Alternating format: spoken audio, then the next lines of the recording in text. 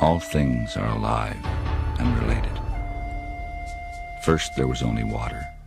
Then the Creator, Yakesate, placed a cross on the water. He asked Beaver to find him land. Beaver went deep into the water, but he returned disappointed, without any land. Then Yakesate asked Muskrat to find land. Muskrat plunged into the water. He went down to the bottom of all things. When he returned, it was as if from a dream, and he brought back a tiny speck of dirt under his nail. He placed the dirt on the center of the cross. Yakesate told the dirt to grow. It grew larger and formed land. The land divided the sky from the water. All things grew from this place where the trails cross, up and down, heaven and the underworld, future and past, the four directions.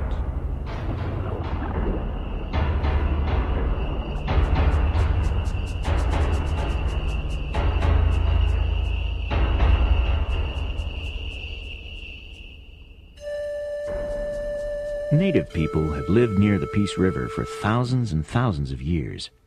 Stone tools and projectiles found in this area date from this period. The Dunvegan, or the Beaver Indians, were the first identified inhabitants of the Peace River region. This was their home. The Dunvegan followed the animals that migrated across this area.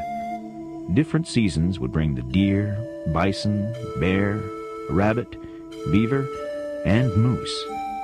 Season after season, in a cycle for thousands of years, the Dunvegan returned to this place to share their hunt when wild game and berries were abundant. This was a land where many trails crossed. Dreams come from the place where the sun rises. In his dream, the hunter finds his prey. This is the dream kill. When the hunter searches for his prey, he knows where to look because he has already traveled there in a dream. When the animal crosses the dream trail, the animal offers its life to the hunter. The sacrifice becomes creation.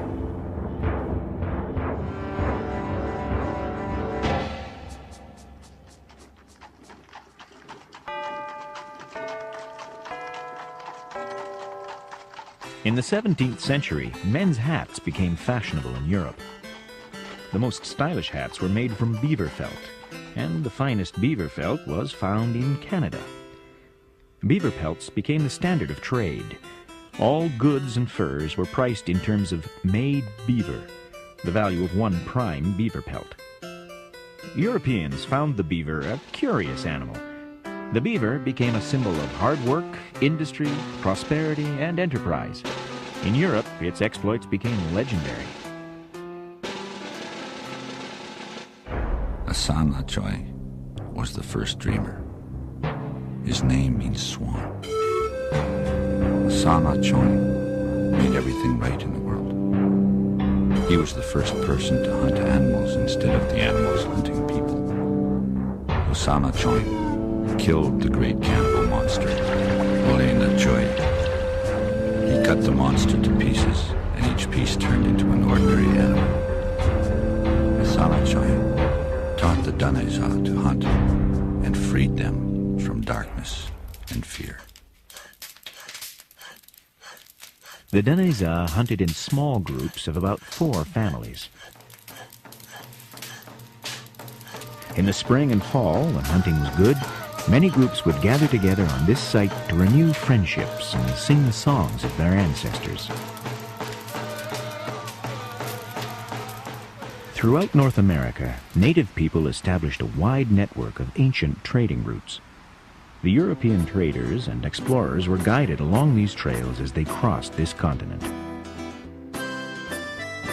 The fur trade quickly saw the advantage of using native people as hunters and guides. In 1778, Peter Pond of the Northwest Company reached the Athabasca region. Alexander Mackenzie followed these same routes, searching for a passage to the Pacific Ocean. Mackenzie reached Dunvegan in 1793, and the site made a lasting impression. Here, the banks are steep and hilly.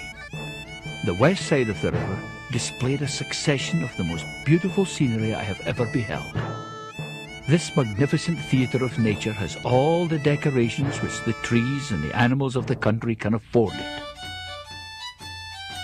By 1805, Archibald Norman MacLeod from the Northwest Company traveled up the Peace River and built a fort on this site. He named the fort Dunvegan after his Scottish ancestral home on the Isle of Skye. The competition for furs between the Northwest Company and the Hudson's Bay Company became so fierce it threatened to bankrupt both enterprises. To prevent this, the two firms merged in 1821 and became the Hudson's Bay Company. For many employees, the fur trade held little glamour. Most of their time was spent cutting firewood, collecting meat and furs from native people, or gathering bark for their canoes.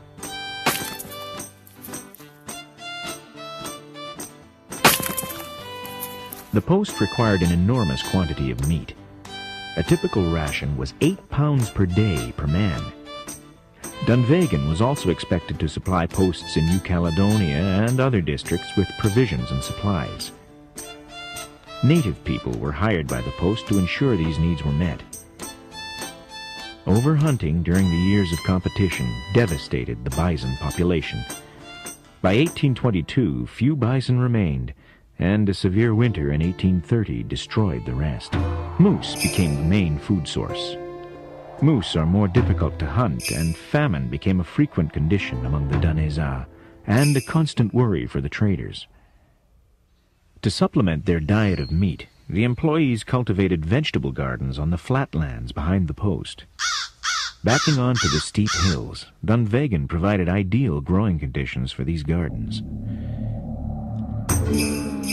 This land is sacred. Below this earth is another earth.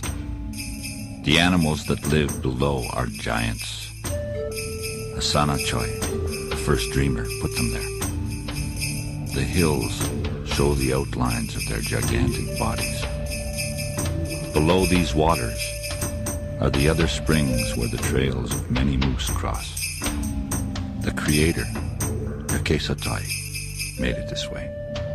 This is where you aim for life. Most of the year, the Danezaa lived far from the post and its concerns. However, the fur trade affected their way of life.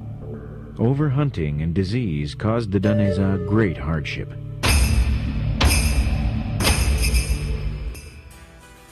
By 1861, free traders arrived to build rival trading posts.